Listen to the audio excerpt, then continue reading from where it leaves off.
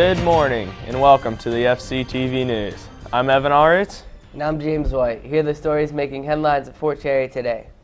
All students in 9th through 12th grades are encouraged to participate in the American Legion Essay Contest.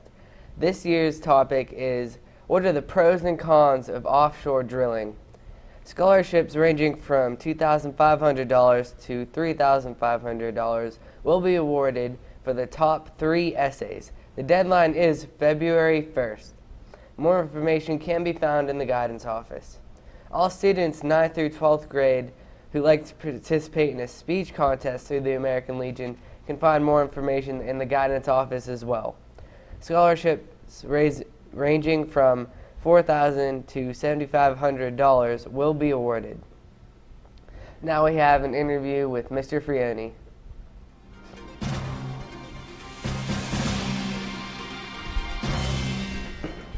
Good evening. We're here with Mr. Frioni, up close and personal. So, Mr. Frioni, what do you expect from the teachers and students? Just like I stated in the first segment regarding goals for the school year, for everyone to do their very best. Teachers to teach to their highest levels and for students to learn and to engage in learning to the highest levels possible. Good. So, did you play any sports in high school? Yes, I did. What sports did you play? I did run track and I was also a soccer player. Do you have any aspirations to get a soccer team here at Fort Cherry? It would be nice, but it's dependent upon demand. What does the student body want, and what could we actually, and what would the board be willing to provide?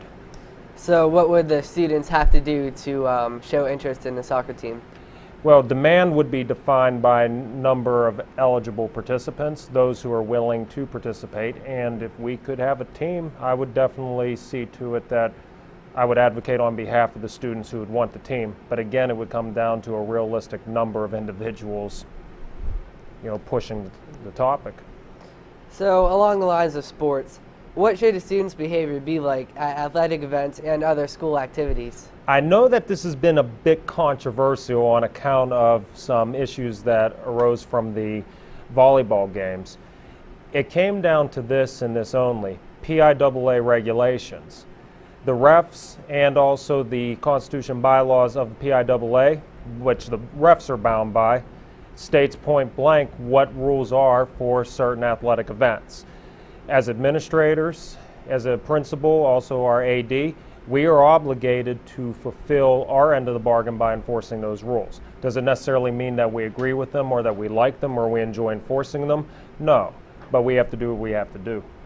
So you say they are enforced by the PIAA. What is the PIAA and what do they do? Well, it's a state association that oversees all interscholastic sports in Pennsylvania. And they establish all of the rules that we are bound by in order to participate in interscholastic sports. So a lot of the kids are angry and they're talking about lates. And don't you think that it's harsh to give a student a Saturday detention for just 2 lates? Of course not, because in the real world you get docked pay. In my line of work here, I could be held accountable for 1. Okay. So what type of student were you in high school? Were you like a troublemaker, or were you the good student, the suck up, or? Certainly not a suck up. I wouldn't say that I was a troublemaker, but I would say that I was very strong academically. However, I was known to have a very mischievous side. Okay. So what was your favorite class in high school? Was it English, and that's what inspired you to become an English teacher? Actually, U.S. history consistently here. I could reference 2 teachers. In my junior high school, 8th grade U.S. history with Mr. Phillips and Mr. Alexander, and 10th grade U.S. history, which was a part 2 course. And those were by far my very favorite courses, and they inspired me to pursue social studies education first and foremost. English happened by accident, but I also enjoyed English, was definitely a runner-up as far as my favorite courses. So can I assume that those 2 teachers were really big in influencing you in your life? Very much so, because they were both of them were successful coaches in the Center Area School District at one point in time. They were very no-nonsense, and the effort they put into into athletics was also exhibited through what they expected of us as students in the classroom. They were tough. Okay. Thank you, Mr. Frioni. We appreciate your time. No problem. It's been a pleasure.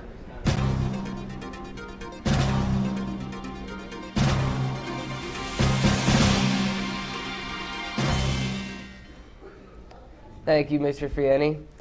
The Fort Cherry News will be on YouTube, so if you want to see me and Evan again, go on to YouTube and type in Fort Cherry News. Today's athletic events: volleyball is away at 6 and 7:30 p.m. The Carlington bus departs at 4:30 p.m. Cross country is away at 2 p.m. Dismissal is at 11:10 a.m. for a lunch and bus departure at 11:45 p.m. Now over to Evan. Today, the library is open periods 2, 3, 4, 8, and 10 today. And now for the weather, sorry. Today, sunny with a high of 63. Tonight, mostly cloudy with a low of 43. Tomorrow, 30% chance of rain with a high of 54 and a low of 36. And for the rest of the week, it looks sunny. And currently here at the fort, it is 40 degrees. And now for the lunch. Line 1, meatball sandwich. Line 2, cheeseburger. And line 3, chicken patty sandwich. And for tomorrow's breakfast, it is ham and cheese biscuit. And that's all for the FCTV News today. Thanks for tuning in, and take care. Have a fantastic day.